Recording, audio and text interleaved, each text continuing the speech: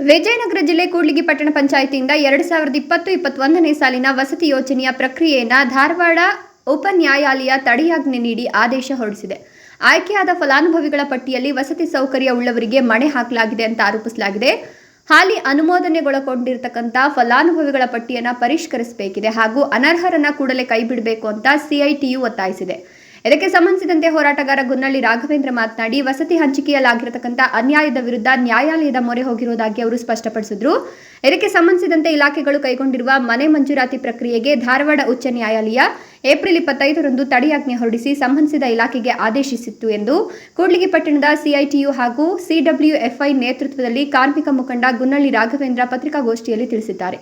ಮೇ 9ರಂದು ಪಟ್ಟಣದಲ್ಲಿ ಸಂಬಂಧಿಸಿದಂತೆ ಪತ್ರಿಕಾಗೋಷ್ಠಿ ನಡೆಸಿ ಮಾಹಿತಿ ನೀಡಿದ್ದಾರೆ. ಇದಕ್ಕೆ ಸಂಬಂಧಿಸಿದಂತೆ ಸಾರ್ವಜನಿಕ ಹಿತಾಸಕ್ತಿಯ ಮೇರೆಗೆ ವಸತಿ ಹಂಚಿಕೆ ಪ್ರಕ್ರಿಯೆ ರದ್ದು ಮಾಡುವಂತೆ ಕೋರಿ ತಾವು ನ್ಯಾಯಾಲಯದ ಮೊರೆ ಹೋಗಿರುವುದಾಗಿ ಅವರು ತಿಳಿಸಿದ್ದಾರೆ.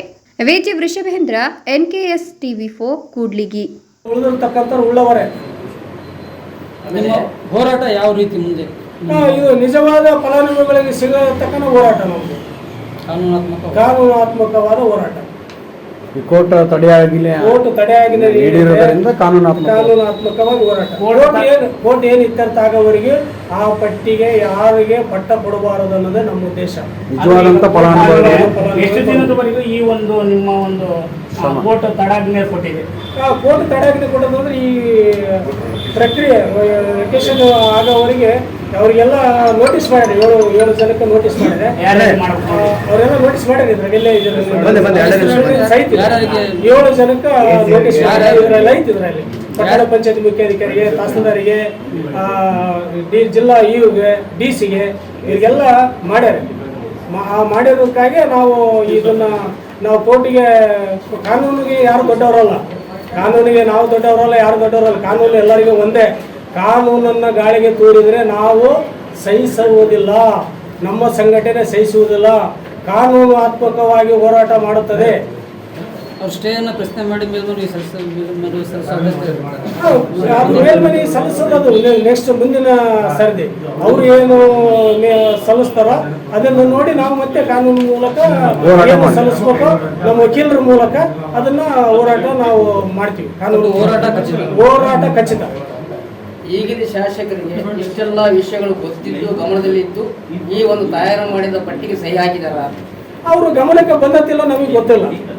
ಅವರಿಗೆ ಗಮನಕ್ಕೆ ನಾವು ಮನವಿ ಪತ್ರ ಕೊಟ್ಟಿರೋದು, ನಾವು ಸ್ಟ್ರೈಕ್ ಮಾಡಿರೋದು, ಮಾಧ್ಯಮ ಮಿತ್ರರಿಗೆಲ್ಲ ಹೇಳಿರೋದು, ಮಾಧ್ಯಮದವರಿಗೆಲ್ಲ ಬಂದಿರೋದು, ಕಡುಬಡವರಿಗೆ, ನಿರ್ಗತಿಕರಿಗೆ ಬಂದಿರೋದು ಎಲ್ಲ ಪೇಪರ್ಗಳಿಗೆ ಬಂದವ. ಇಡೀ ಪಟ್ಟಣ ಪಂಚಾಯತಿಗೆ ನಾವು ಮನವಿ ಪತ್ರ ಕೊಟ್ಟಿವಿ. ನಿರ್ಗತಿಕರಿಗೆ, ಕಡುಬಡವರಿಗೆ ಎಲ್ಲರಿಗೂ ಕೊಡ್ಬೇಕಂತ ಇಷ್ಟು ಮಾಧ್ಯಮ ಮಿತ್ರರಿಗೆಲ್ಲ ಎಲ್ಲ ಪೇಪರ್ ಸ್ಟೇಟ್ಮೆಂಟ್ ಎಲ್ಲ ಬಂದಿದೆ. ಆದರೆ ಅವ್ರ ಗಮನಕ್ಕೆ ಬಂದತ್ತಿಲ್ಲ, ನಮಗೆ ಗೊತ್ತಿಲ್ಲ. ಆದರೆ ನಾವು ಪಟ್ಟಣ ಪಂಚಾಯತಿ ಮುಖ್ಯಾಧಿಕಾರಿಗೆ ಗಮನಕ್ಕೆ ತಂದಿನಿ, ವಾಟ್ಸಪ್ಗೆ ಹಾಕಿನಿ.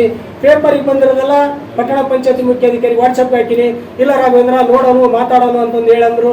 ತಿಂಗಳಗಟ್ಟಲೆ ಕಳೆದ್ರು ಸಹ ಅವ್ರು ಯಾವುದೇ ನಮಗೆ ಒಂದು ಫೋನ್ ಮೂಲಕ ಆಗಲಿ, ನಮ್ಮನ್ನು ಕರೆದು ಮಾತಾಡೋದಾಗಲಿ ಮಾಡಲಿದ್ದಕ್ಕಾಗಿ ನಾವು ಕೋರ್ಟ್ ಮೊರೆ ಹೋಗಿರೋದಂತೂ ನಿಜ.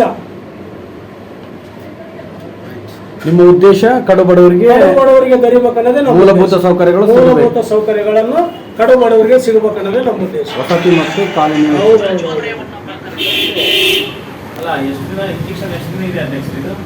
ಮುಂದಿನ ತಿಂಗಳವರೆಗೆ, ಈ ರಜಾ ಮುಗಿಯವರೆಗೆ ಅವ್ರಿಗೆ ಹೇಳಿ ನೋಟಿಸ್ ಕಳಿಸ್ತಾರೆ. ಅದು ಪ್ರಕ್ರಿಯೆ ಕಳಿಸ್ತೀವಿ ಅಂತ. 25 ಡೇಸ್ ಮುಂದಿನ ದಿನಗಳು 25 ದಿನದೊಳಗೆ.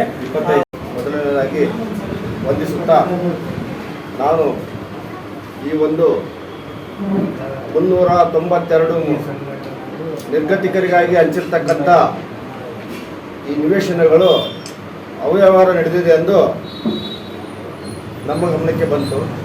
ನಾನು ಜನಜಾಗೃತಿ ವಾಲ್ಮೀಕಿ ಸಂಘದ ಅಧ್ಯಕ್ಷನಾಗಿ ಹೇಳುವುದೇನೆಂದರೆ, ಈ ಹಿಂದೆ ಈ ಅವ್ಯವಹಾರ ಈ ಸಾಲಿನಲ್ಲಿ ಮಾತ್ರವೇ ಅಲ್ಲ, ಎಲ್ಲರಿಗೂ ಗೊತ್ತಿರ್ತಕ್ಕಂಥ ವಿಷಯ.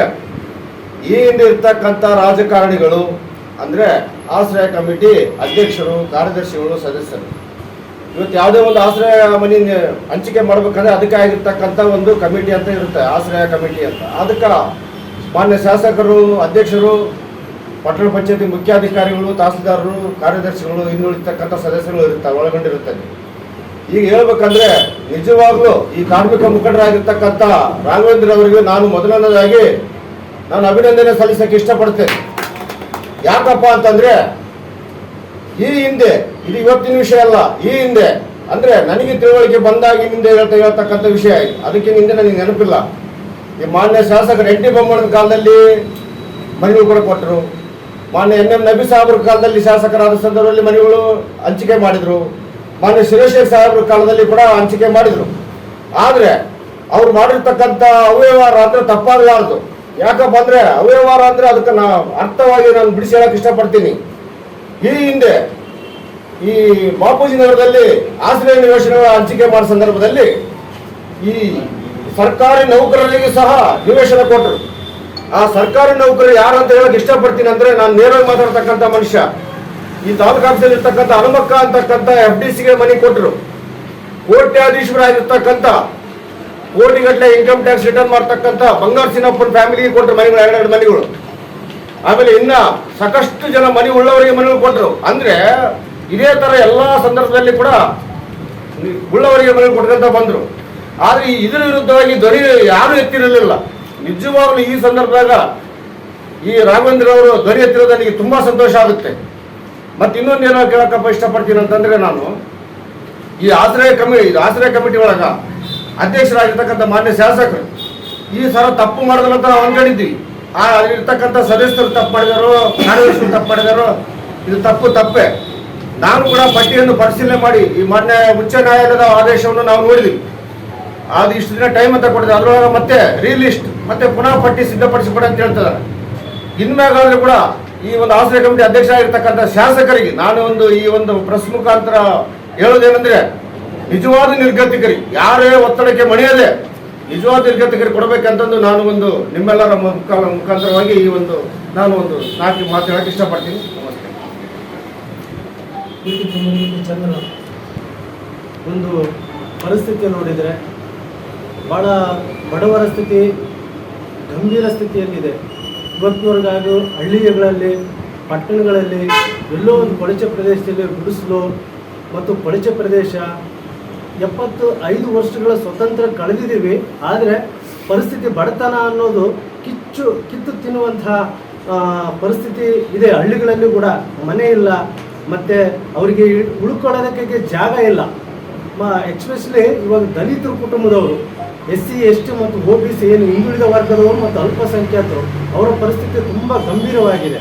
ಹಾಗಾಗಿ ದಯಮಾಡಿ ನಾವು ಪಟ್ಟಣ ಪಂಚಾಯತಿ EO ಅವರಿಗೆ ಮತ್ತು ಈ ನಗರ ಪ್ರದೇಶದ ಆಡಳಿತ ಏನು ಅಧಿಕಾರಿಗಳಿಗೆ ನಾವು ತಿಳಿಪಡಿಸ್ಕೊಳ್ಳೋದೇನೆಂದರೆ, ಈಗ ಪ್ರಥಮವಾಗಿ ನಮ್ಮ ಶಾಸಕರು ಗಮನ ಹರಿಸಬೇಕು. ಯಾವುದಕ್ಕೋಸ್ಕರ ಈಗ ಅವರು ಅತಿ ಉನ್ನತವಾಗಿ ಹುದ್ದೆಯಲ್ಲಿರ್ತಕ್ಕಂಥವರು ಮತ್ತು ಎಜುಕೇಷನ್ ಪಡೆದಿರ್ತಕ್ಕಂಥ ಬುದ್ಧಿವಂತರಾಗಿ ಅಂತ ನಾವು ಅಂದ್ಕೊಳ್ತೀವಿ. ಹಾಗಾಗಿ ಗಮನ ಹರಿಸಬೇಕು. ಯಾವುದಕ್ಕೆ? ಫಸ್ಟು ವಸತಿ ಮತ್ತು ನಿವೇಶನಕ್ಕೆ, ಆಮೇಲೆ ನೆಕ್ಸ್ಟು ಅವರ ಸ್ವಚ್ಛತೆಗೆ ಗಮನ ಹರಿಸಬೇಕು ಅಂತೇಳಿ ತಮ್ಮ ಮಾಧ್ಯಮದ ಮೂಲಕ ಅವರಿಗೆ ಮನವಿ ಮಾಡ್ಕೊಳ್ತಾ ಇದ್ದೀವಿ. ಹಾಗಾಗಿ ಯಾರು ಕಡುಬಡವರಿದ್ದಾರೋ ನಿಜವಾದ ಫಲಾನುಭವಿಗೆ ಅವ್ರ ಹತ್ರ ಮನೆ ಹತ್ರ ಹೋಗಿ, ಆ ಓಣಿ ಹತ್ರ ಹೋಗಿ ಅವ್ರಿಗೆ ಕೊಡ್ತಕ್ಕಂಥದ್ದಾಗಬೇಕು. ಇಲ್ಲಿ ಯಾರು ಮುಲಾಜಿ ಬೇಡ, ಯಾರು ಮೀನಮೇಷ ಬೇಡ, ಪಕ್ಷ ಪಾರ್ಟಿಗಳು ಬೇಡ. ನಮಗೆ ನಿಜವಾದಂಥ ಫಲಾನುಭವಿಗೆ ಬಡವರಿಗೆ ಸಿಕ್ಕರೆ ಮಾತ್ರ ನಾವು ಅದನ್ನು ಸಮರ್ಥಿಸಿಕೊಳ್ತೇವೆ. ಈಗ ಮೀನಮೇಷ ಆದರೆ ನಾವು ಮುಂದಿನ ದಿನಗಳಲ್ಲಿ ಇಡೀ ತಾಲೂಕಿನಲ್ಲಿ ಏನೇನು ವಸತಿ ನಿವೇಶನ ಇಲ್ದಿರ್ತಕ್ಕಂಥ ಏನು ಅಲ್ಪಸಂಖ್ಯಾತರಾಗಿರ್ಬೋದು, ದಲಿತರಾಗಿರ್ಬೋದು, ಹಿಂದುಳಿದ ವರ್ಗದವರಾಗಿರ್ಬೋದು, ಅವರೆಲ್ಲ ಸೇರಿ ನಾವು ಇಡೀ ಕೂಡ್ಲಿಗಿ ತಾಲೂಕಿನೊಳಗೆ ಒಂದು ಉಗ್ರವಾದ ಹೋರಾಟವನ್ನು ಮಾಡಬೇಕಾಗುತ್ತೆ ಅಂತ ತಮ್ಮ ಮಾಧ್ಯಮದ ಮೂಲಕ ತಿಳಿತಾ, ಮತ್ತು ನಾವು ಇದನ್ನು ಬೇಗನೆ ಪರಿಹರಿಸಬೇಕು ಮನೆ ನಿವೇಶನದ್ದು ಅಂತೇಳಿ ಎಲ್ಲ ಜಿಲ್ಲಾ ಮತ್ತು ತಾಲೂಕು ಪಂಚಾಯತಿ ಮತ್ತು ಗ್ರಾಮ ಪಂಚಾಯತಿಗಳಲ್ಲಿ ತನ್ನ ಮನವಿಯನ್ನು ಮಾಡ್ಕೊಳ್ತಾ ತನ್ನ ಮಾತನ್ನು ಮುಗಿಸ್ತಿದ್ದೀವಿ. ನಮಸ್ಕಾರ.